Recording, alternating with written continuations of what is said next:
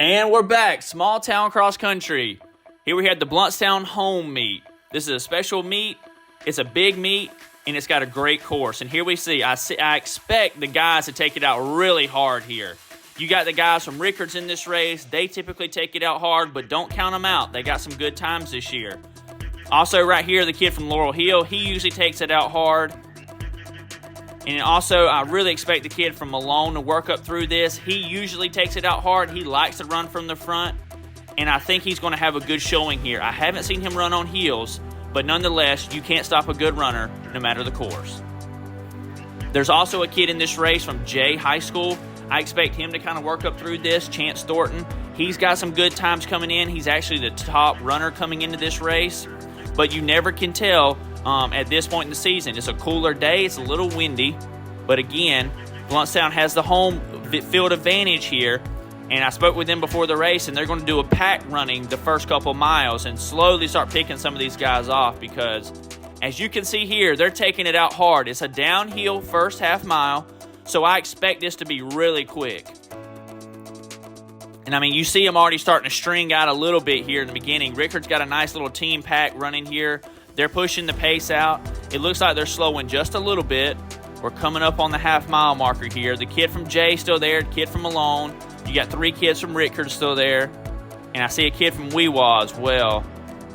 And like I said, don't count Blountstown out yet because you can't even see them in the picture frame right now. But their strategy is a little different, and we're going to see how that pays off for them here today. Okay, so we're 3 minutes into the race. At this point, their legs are starting to feel a little heavy. They're starting to feel what they went through the first half mile or so because the first half mile, you're so amped up, you're so pumped up on the race, the adrenaline's pumping, you really don't feel the pain. But it's right here that it starts slowly setting in, and you're starting to see that with their legs. I mean, look, now it's time to settle in and let those early jackrabbits that took out real hard, let them start falling back into the pace. You start slowly reeling them in. And then the guys who are going to really show their strength here and their running ability, they're fixing to start putting the hammer down on some of these guys. Again, the kid from Jay here, he's the favorite into the race coming in, but you never can count the kid from Malone out. The kid from Malone has a unique racing strategy. He takes it out really hard. He kind of puts it in cruise control for, a mile and a half in the middle of the race, and then like the last half mile, he really drops the hammer and pulls away. So if the kid from Jay doesn't have a good lead going in that last half mile, it may be a close showdown. Again, you never know. We'll see, but I still can't even see Blountstown in the camera frame here, so we'll have to keep watching that and just keep monitoring them and just seeing how they move up. They're the team favorites for this race, so we expect them to win by a pretty large margin, but again, you never know what team could show up today. Rickards had a really strong showing. They were actually in first place going through the first half mile or so. They're still in first place, but we'll see how Blountstown, responds to that and if they can come back and reclaim first place. Here we have our current leaderboards. So it looks like first place is 2 seconds ahead, and the chase pack is a good little 10 seconds away. That's a lot of time in the first mile, but again, we'll see if they can close that coming forward. This course is a kind of a unique course. It's not exactly 2 laps, but it's about a lap and a half of the same kind of terrain. But you'll notice a lot of them are taking the inside curve here, and that cuts some time off. So here we have the Mile 1 rankings. Looks like Chance and Jackson out strong. A couple kids from Rickards here and 1 kid from Laurel Hill. I don't expect the kids from Rickards or Laurel Hill or even some of these guys right here coming up to hang on. Again, 5:50-ish for the first mile is pushing it pretty good. That's a pretty solid pace. You see the kids here. Wow, Blountstown's got a pack of 5, and they're coming through 30 seconds slower than the first place guy right now. So that's a pretty big gap they got to close, and it'll be interesting to see how they make that ground up.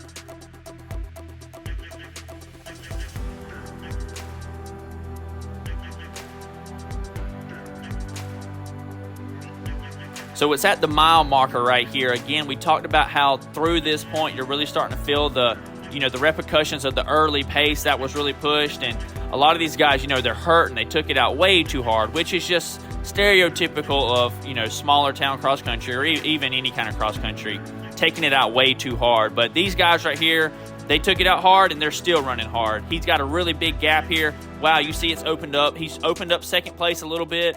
He looks strong. He's got a good knee lift. He's pumping his arms good. I expect him to kind of do some work here. Again, this is the point in the race where the kid from Malone slowly starts falling off a little bit in his pace, but he's a strong runner. He's headstrong. He's going to have a good showing that last little bit. He's a closer, so you can't knock him out yet. He's always there lingering. So this kid from Jay is going to have to put some more distance in or have a heck of a close if he's going to beat the kid from Malone. He looks strong, though. He's closing in on the 2-mile gap. You saw Blountstown back there, still a good ways away. I don't know if they'll be able to close this gap. We'll see. It'll be interesting how they handle it. So mile 2 here, still on a good pace. He's falling off a little bit. Here we go. Same rankings for the first 2, and then 3rd, 4th, and 5th obviously has changed. The kids from Blountstown are really ramping up here. They're really closing in on this gap, and we'll see how well they do this last half of the race here. The kid from Malone is starting to fall off a little bit here. I can see the red blob back there. That's Blountstown's team. They're running as a pack today. I can see them slowly closing the gap, but I mean seconds, got to add up at some point, and so it'll be interesting to see when they start going down that hill in that last closing stretch. Wow, look at the gap they've closed. They are really coming on hard here, and Jackson from Malone may get caught. It'll be interesting to see how that plays out there. Here we have the kid from Jay. He's got a half mile to go at this point. He looks strong. His legs are a little tired right now, but again, he's got a pretty comfortable lead. I don't even see the kid from Malone in second place yet, so it'll be interesting to see how hard he runs this last little bit. Okay, here's a good shot of it right here. So he's got a pretty comfortable lead right now. He's going downhill at this point. He's got maybe a quarter mile left. And I don't know if anyone can catch him at this point, but you never can count any runner out. Here's our current gap. So you see 9 seconds back for second place. That's the kid from Malone. And the chase pack is 14 seconds. The chase pack is coming. They are closing hard. They're only 5 seconds back from the kid from Malone. This is exactly the way it played out last week in Sneads. The kid from Malone, though, has a phenomenal finish, and you can't count him out yet. But you see the gap. You can almost, it looks like they're all a pack back there. Look at the line and the stringing out of the red wave that's coming. The kid from Malone has to feel that pressure.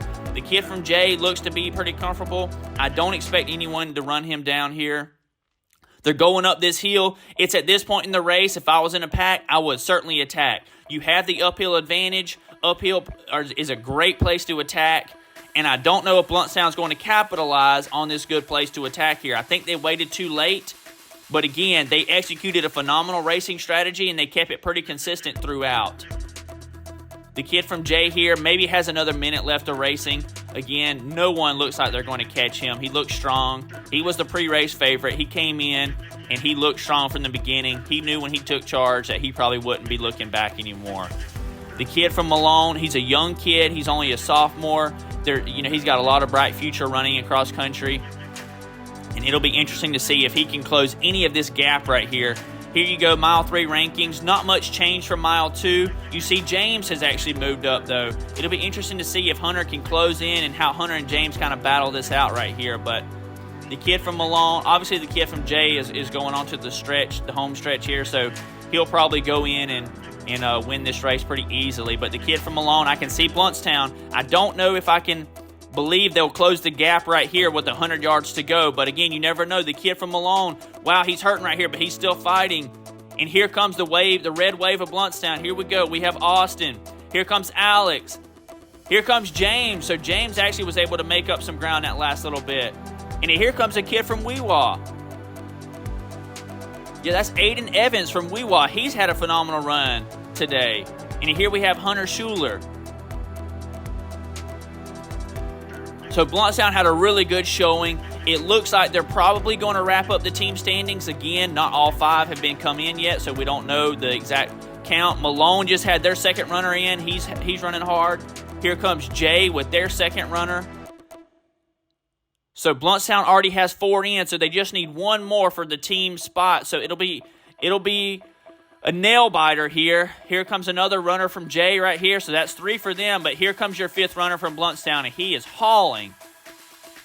So it looks like right there, Blountstown's got it won. You see a kid from Jay, so it was a close race.